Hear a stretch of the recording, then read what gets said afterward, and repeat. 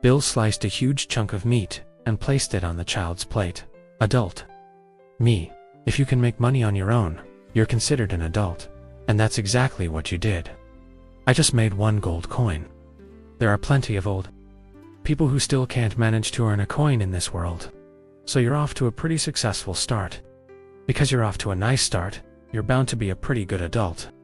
Bill soon started piling Layla's plate up with bread and baked vegetables. Uncle, it's too much. Layla's eyes widened at the large amount of food. You've been nibbling at your food like a bird for days, so eat a lot. But, you know. Right, I like kids who eat like a cow.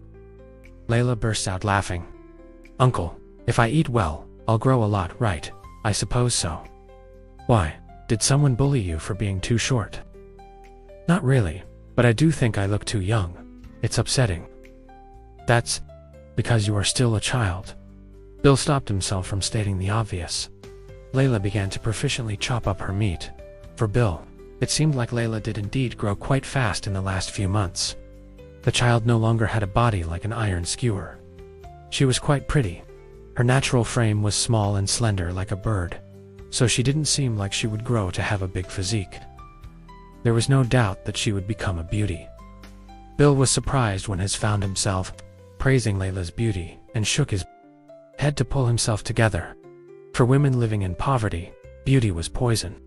They were bound to be subjected to trouble. That was why Bill was determined to send the girl to a place where he can trust. The orphanage wasn't a place he could totally trust, because he believed it was the perfect place to ruin a child's life. Damned. World-damned humans. Bill emptied the rest of his beer while cursing at the names of those who left the child in his care. It was hard to know why such worries were embedded in Bill Remmer's life.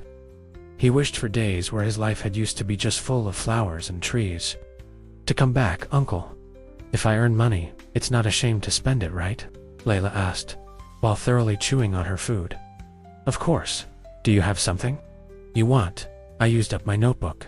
I want to buy a new one. By all means, go ahead. Do you think I can buy colored pencils as well? Of course. Is there anything you need? Why? Are you planning to buy something for me as well? Yes. What if I asked you to buy me something ridiculously expensive? Layla's expression became solemn. Whenever the girl got serious, her pupils grew darker and wider, which made her seem a bit more lovely. Bill loudly laughed as he filled up a glass of apple juice for the child. Layla lifted the glass and motioned Bill to clink his glass towards hers. Bill gladly bumped his glass onto the glass. The child reached out. Layla then emptied her juice all at once. Bill started to worry if the child began to pick up his drinking habits.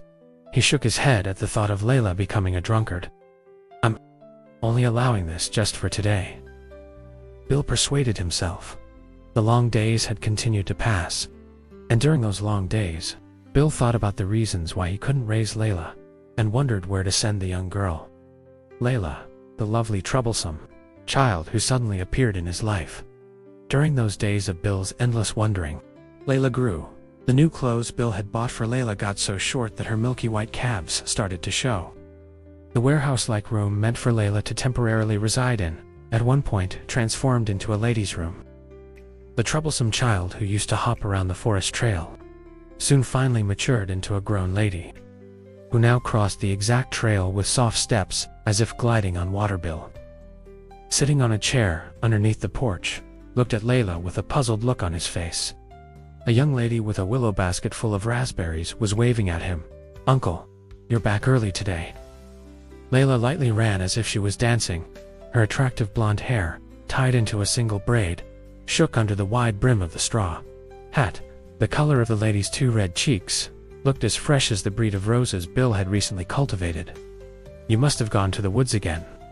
Yes, it's a great harvest, isn't it?